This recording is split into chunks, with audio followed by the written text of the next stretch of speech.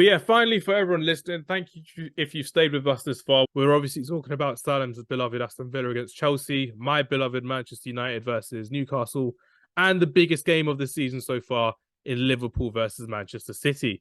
Start with you, Salim. Aston Villa versus Chelsea. How do you see this game going with Steven Gerrard as your new well, no, it's not your new anything, but he could be on his last legs basically against the new manager Graham Potter for Chelsea. That's what I meant to say. So how do you kind of see it going forward? Do you think there's going to be a way that you can actually get a result against this high-flying Chelsea team, or is there a way that you think, you know what, I think the writing's on the wall for Steven Gerrard once again? See, now this is the thing that disappoints me actually with the whole Gerrard era. I mean, when Michael Beale was at the start, I remember like the Man City game. That's the one I keep mentioning. For Man City at home, the football we played to a high-flying team, that came. We showed them no fear, and we should have got a point that day. But now, what's probably going to happen is we're just going to sit back in a 4-5-1 and just sort of soak up as much pressure as we can and hope to just clinch something on the break.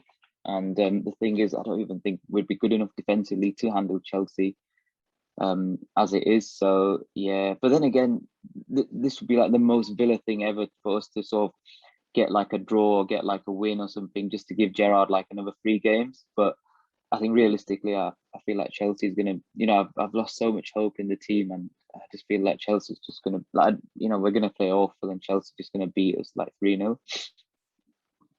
Chelsea have had this new found manager bounce as always when they get a new manager with Graham Potter, and Mason Mount and Pierre-Emerick Aubameyang look revitalized under this new system with Graham Potter as well. But is there a way you feel like you can penetrate this defense? Because obviously with the way that they're playing now as well, with the team that they've got set up as well, do you see any weakness in this Chelsea side that you think Aston Villa can actually exploit? Well, I feel definitely that we've got the players to hurt them. I feel like we've got the players to hurt any team in this league. I've said that from the start. Players like Buendia, Coutinho, Bailey, Ings, Watkins, and the list goes on. Like there's a lot of underrated players in there as well, like Sanson, and obviously Jacob Ramsey. You've seen the stuff that he's doing. But yeah, no, I feel like under a different manager, fresh approach, we would be able to go out there and hurt them. But I genuinely can't see us creating anything worthwhile tomorrow. The XG is probably going to be below 1, and it's just looking like an easy Chelsea win. Moving on to Manchester United versus Newcastle, who again in lifted spirits with Eddie Howe, so they are doing pretty well as we've seen this season as well. Alexander Isak being a fantastic signing, Callum Wilson back in the form of his life as we like to see, Bruno Guimaraes, who we predicted back in January when he signed, being a good midfielder, but not just a good midfielder, a great midfielder. He looks like he's settled in this new side in Newcastle as well. Joe Willock's had a fantastic development so far at Newcastle. It's quite a wary time to be a Man United fan playing against this Newcastle side. I know we're playing at home. We normally do beat them at home as well. So it's normally one of those bankable ones where we only draw against them as the worst case scenario. But realistically speaking, this Newcastle side is out there to hurt us. And I really believe that Manchester United, with this Europa League game tonight as well, hopefully if we get the result within 60 minutes done, we can sub off some of our players, move forward and carry on for Sunday. But kind of key matchups I'm looking forward to watching as well. Bruno Fernandes versus Bruno Guimaraes as well in that midfield. That's going to be fantastic to see who comes out the winner in that, because we predicted a couple of weeks ago Rodri versus Bruno Fernandes. And guess what? Rodri didn't play. It was Gundogan as a number 6, and he dominated Bruno Fernandes in that game. She shied away from it.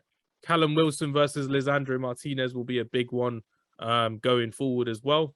And someone who I want to shout out as well, Miguel Almiron as a right winger for Newcastle. Has had a very good season so far. He's turned up in a lot of the games. He's scored, has assisted, has pressed from the front. I want to see how he does against Luke Shaw or Tyrell Malacia, one of our left backs that will be playing as well. Does he get the best of them? Is there a way that we can actually stop them from going on this attack as well? Because there's so much I want to talk about with Newcastle United, which you can leave for another podcast, because they've redeveloped themselves so well, which is really nice to see. And if anyone's out there listening who's a Newcastle fan, we'd like to get you on, actually. We'd like to hear a bit more about you from a fan's perspective on how you've revitalized from having players like Dummett in your team and having like Emil Kraft being your first choice right back to having the likes of Kieran Trippier and Bruno Guimaraes as your main midfield, which is really good to see. But I still think Man United will win. I'm going to go for a 2-1 Man United win, but I think it will be a very tricky game against this Eddie Howe side. Liverpool versus Manchester City. What's your initial thoughts? Man City. Haaland. That's the initial thoughts. Haaland But versus you Van know, Dijk. like the thing is, people forget that Tyrone Mings did an amazing job against Haaland, and even the goal he scored, you'd say was sort of slight keeper mistake from Emmy more than anything. But you know, Van Dijk is one of the best there. I think Trent, obviously, well publicised. He has been struggling, and you know, Man City is a team that can hurt you from sort of anywhere.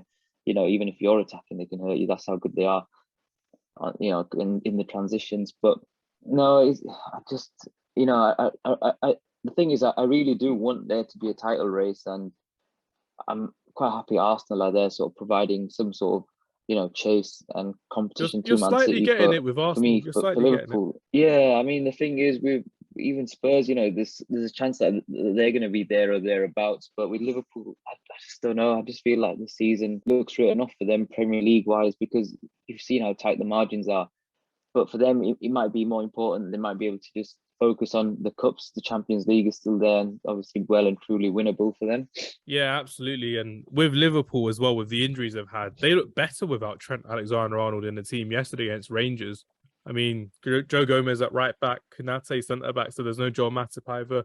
Their midfield is looking quite scarce as well. We won't comment on the Jordan Henderson thing because we don't actually know what's happened yet, so we're not going to chat nonsense because we don't do that at all.